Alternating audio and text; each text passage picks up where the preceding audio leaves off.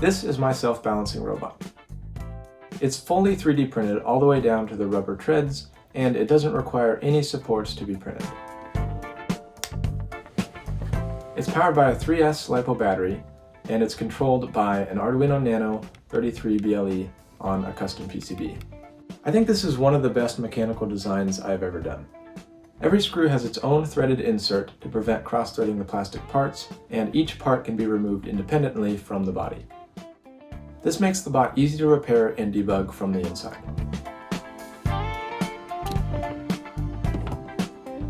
It has two jointed legs that keep the robot's center of mass roughly over the wheel's point of rotation as it raises and lowers its body.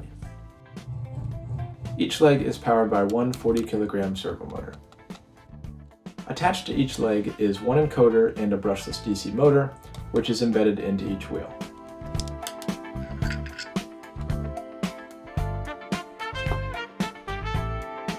It has an ultrasonic sensor on the front that detects obstacles, and a power button on the side to turn it on and off.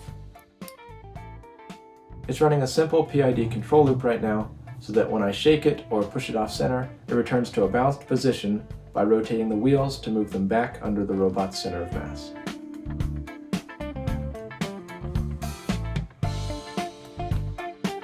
There's just one problem.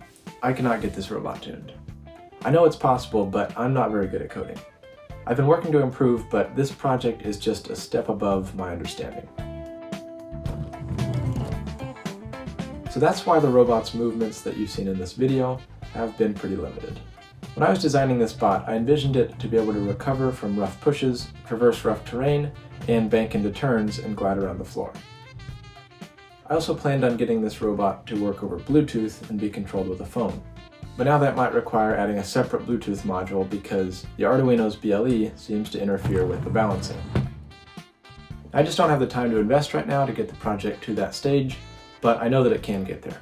So I'm making this thing fully open source, so anyone who might know how to develop more advanced code or get the Bluetooth function working can build it for themselves. All the design files, the parts list, the PCB files, and the code are all in the description of this video if you'd like to make one for yourself.